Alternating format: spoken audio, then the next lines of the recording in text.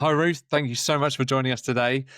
When it comes to training on topics like gender-based violence, consent, and sexual harassment, especially working in the higher education sphere, which is quite topical at the moment, the easiest thing and the simplest approach is to go for e-learning platforms. What are your thoughts about that?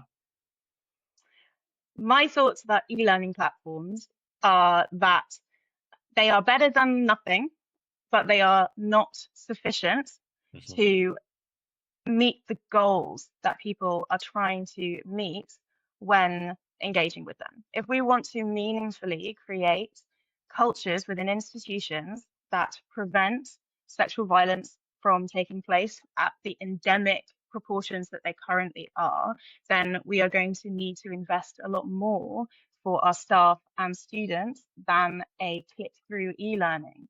The reason being that the culture that surrounds this like statistical reality about how normalized and how prevalent gender-based and sexual violence is within schools, within colleges, within universities and further education is that it is happening within a culture of attitudes and ideologies and norms that support and kind of validate the choice to enact those behaviors. And so if we say click through a module, we are not affording people the opportunity to meaningfully reflect and engage with their own core beliefs and attitudes and how they're informing their relationships and community. We're also not upskilling people to intervene, to challenge those ideas, to respond in a way that is relational.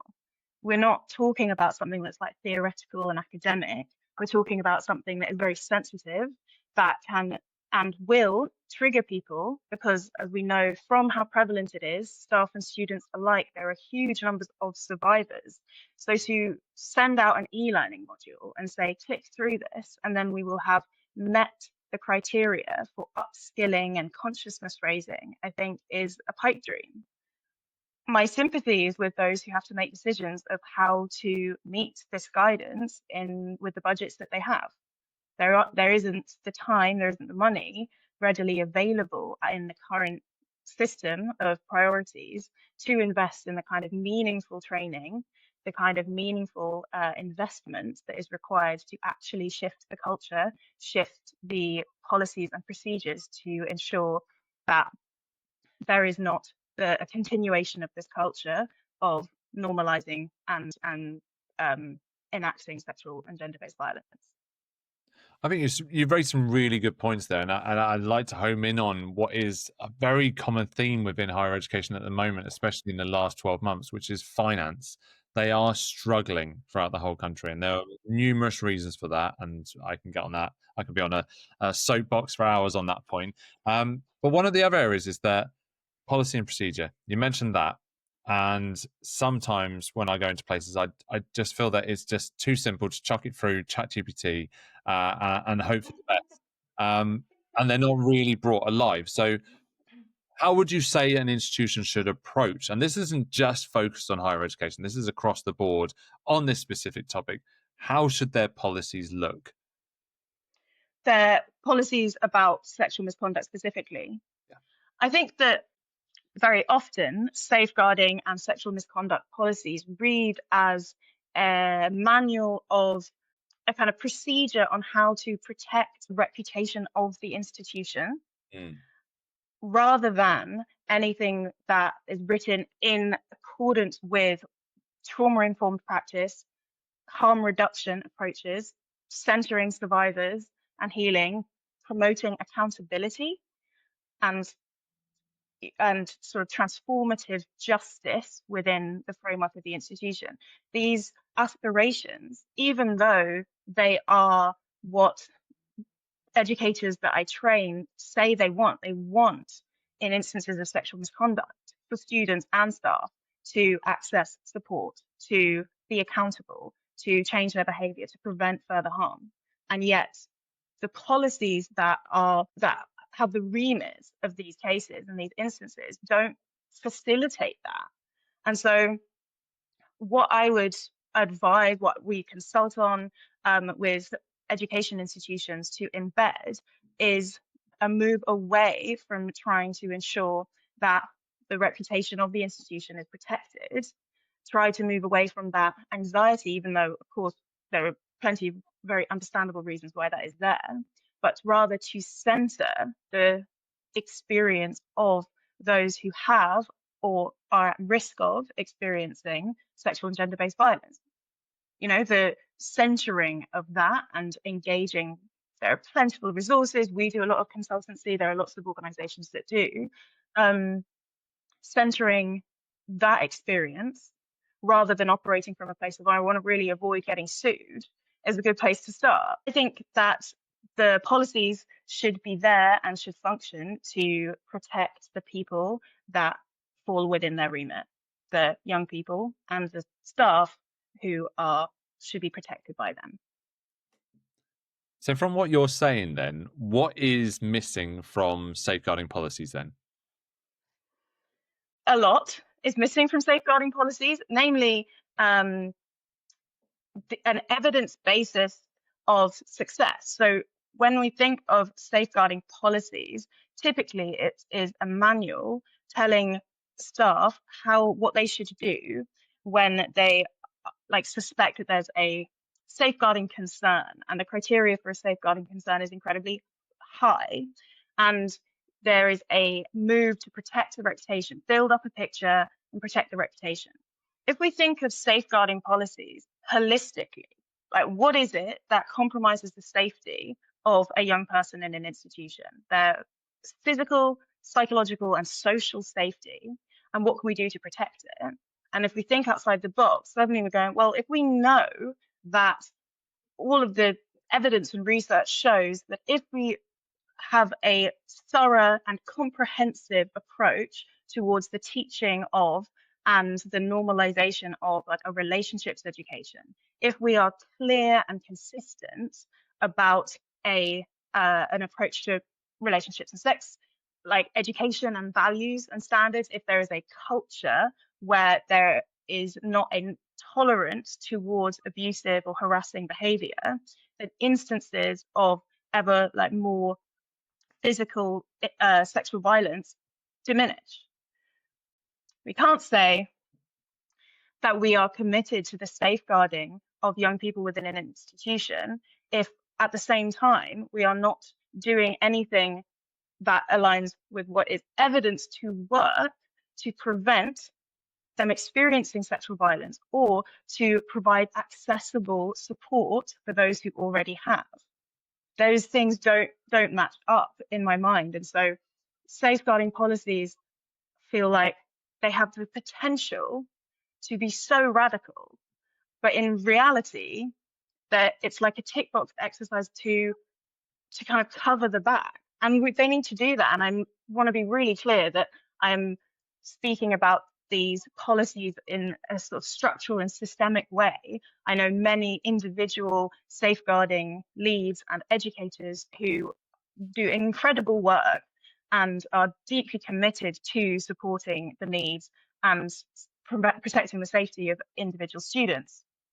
It's not about the individual educator, but as a culture of safeguarding, if we think that we are enacting our safeguarding duty whilst also not having a comprehensive approach to gender-based violence within our institution, then I think we're kidding ourselves. So one of the things we like to do at Cornerstone is we like to make sure that we put ourselves in the shoes of those who work on the front line, whether safeguarding or working within teaching, working in charities. And what I've found over the years of doing this is that you've got the regulatory bodies who are scrutinizing you for the way that you do everything, and understandably that we should have that in place. But then what that does, it means that we sway ourselves towards going, a tick box is all we need in this situation. So that could be to do with policy and procedure, because they'll look at that, they'll go, that's fine, brilliant, ticked off, gone. What we're saying here, and if I'm reading you right on this, is that you need to be able to actually put yourself in the shoes of those who need to be protected from this training, from this policy and procedure. So that'd be the service users, the students, are they really being protected? And I also add in there as well, just take into account knowing from working in education for 18 years and also working for charities as well, is that there's resources, there's finance. That's an issue in itself. And then you've got on there time and the structure of the role. And so no wonder we're trying to find the easiest ways possible to make sure we're just addressing things. But like you're saying, it means that a lot of people are falling through the cracks.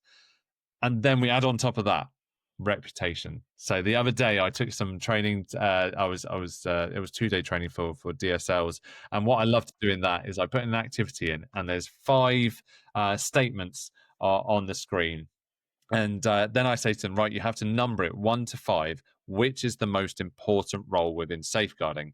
And one of those is reputation.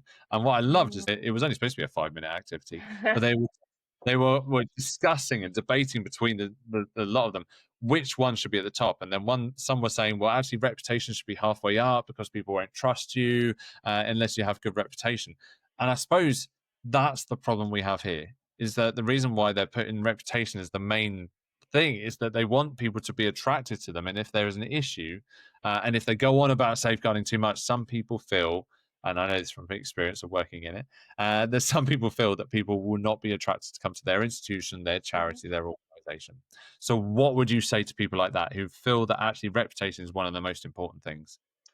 I would say I would validate the importance of an institution's reputation and say that I am deeply sympathetic to the tensions of trying to protect it alongside trying to protect the safety and well-being of those who engage in the institution. And I think what's happening here is that it's a product of the universality of the problem. There isn't an institution that doesn't have this problem. So what I think is that, if I'm looking at, do I want to send my kid to this school, or do I want to attend this college or this university? And I look at the statistics and I say, oh, 1 in 4 of the female students experience sexual assault on school grounds. I go, oh, I'm not gonna send my child to a school where she has a 25% chance of being assaulted there, despite the statutory safeguarding duty of providing a safe environment that all schools are beholden to. That's in the paperwork, and yet those are the statistics. And I think, okay, well, if it's always like the norm is so dire, it's so prevalent in all institutions, that it doesn't cost an individual institution its reputation, that's what's happening there. We don't go, oh, I'm not going to go to this place because it is dangerous. I'm not going to engage with this institution because it won't be safe to, because these are the statistics that apply to it around the risk of experiencing violence, harassment, so on. And I think what we don't see is the very important differences between, or what we don't account for in terms of judgment of reputation, are the very important differences of how that institution manages that reality, that broader cultural phenomenon of harm. And when we have an institution where their reputational cost is nothing for failing to protect students in the ways that they could have, in failing to respond to young people in a way that is trauma-informed, survivor-centered, empowering, when that isn't what carries social cost, that isn't what carries reputational cost, then I feel like we're in a real pickle here. And it seems so at odds with the sentiments of the people who work there. I've never met an educator, I've never trained anyone who feels more loyalty to the institution than to one of their students' safety. There's a real mismatch between this policy and the people working there. And I think that, to your question about I can't remember exactly how you phrased it, about the people that the policy should protect. It's not just the young people in education or the students. Staff members, educators, teachers, counsellors are equally deserving and in need of an effective sexual misconduct and safeguarding policy. the statistics of just teachers being sexually harassed by students, the experience of living in this cultural soup themselves, being, a high proportion of survivors within the population of people who are educators, they also deserve and should have access to an environment that promotes their safety. It's not just about the students. And if there is a supportive environment for staff, which includes being adequately trained, being adequately supported with the skills, the insight, the knowledge, the investment to be able to engage with young people, with each other in a way that doesn't perpetuate this culture, then I think we're making a way with our safeguarding policies. But whilst we're trying to protect reputation that isn't even damaged by endemic instances of violence, then no safety is being guarded. I love that you mentioned there that safeguarding is for everyone, and actually, that's where the name of our podcast came from, Safeguarding Redefined. Because I used to get really irritated that whenever I said, "What is safeguarding?" to someone, they'll go, "Oh, it's just for children." But Cornerstone's point is that safeguarding is for everyone. That means that's not just for the service users, the students, but also for the staff. It's everyone around us. It's not just when we're in the workplace or institution. It is literally outside as well, and that's why we love getting so many varied topics onto this podcast. It's so important. And what you just say reminds me of a recent training that we delivered for the staff members at a university who had the responsibility of sitting on investigation panels for sexual misconduct allegations on campus. And the levels of anxiety and stress and overwhelm that these staff members were feeling as a result of being burdened with the responsibility to make a decision about the guilt of the person who'd been accused, about the appropriate sanctions. This was the wording of the policy without any more depth, without any training attached to it, without any guidelines. Like, you need to, as a panel, decide on appropriate sanctions. And they go, oh, the weight of responsibility for that is huge. There's no training, and how that sits for staff is a really important part of this. It constantly baffles me what teachers and what lecturers and what tutors are expected to handle and respond to and engage with without the sufficient time, support, or training to do so in a way that protects their own well-being. Okay, so I'm going to leave this slightly ambiguous as to who this is really focused at, but Okay. what training should people be having when it comes to gender-based violence? Excellent question. And I think the vagueness is absolutely fine, because I think there are some universal trainings that I'd wish to have provided. The relationship between gender-based violence and the culture that we exist in. Most people imagine that gender-based violence prevention, sexual violence prevention, involves being kind of human shield at the point at which someone is choosing to violate another person.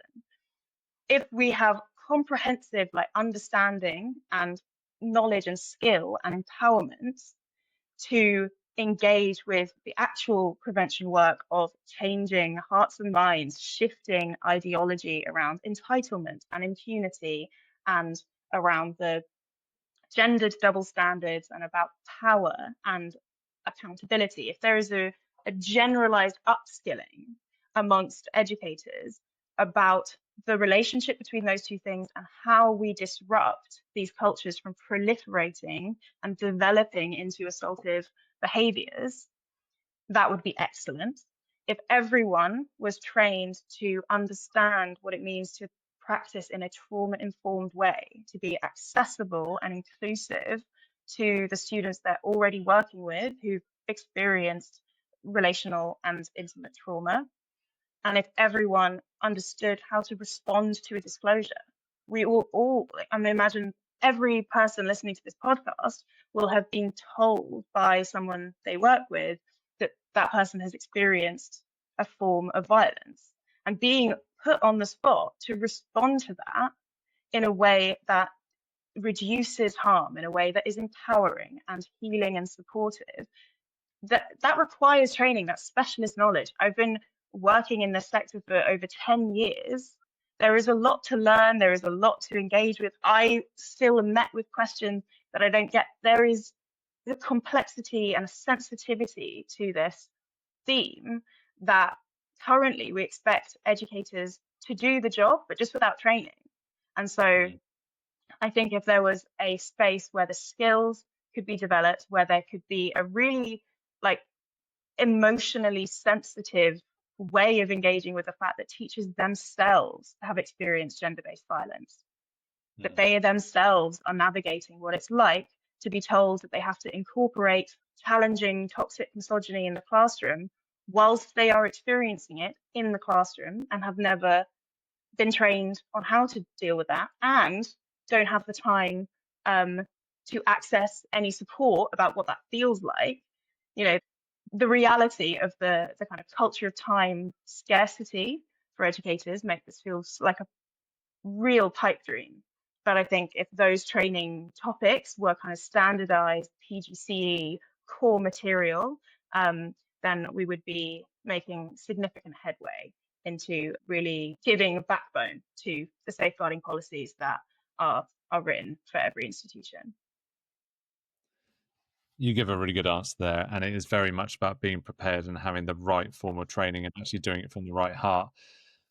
That brings us to the end of today's episode. Thank you so much, Ruth, for joining me. It's been an absolute pleasure to kind of dive into the nuances of what effective training and policy development really is.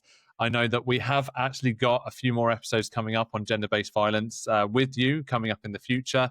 So to all our listeners, make sure you are listening. But thank you once again for joining us today. Thank you so much for having me on, Chris. It's been a pleasure, and I look forward to coming on again.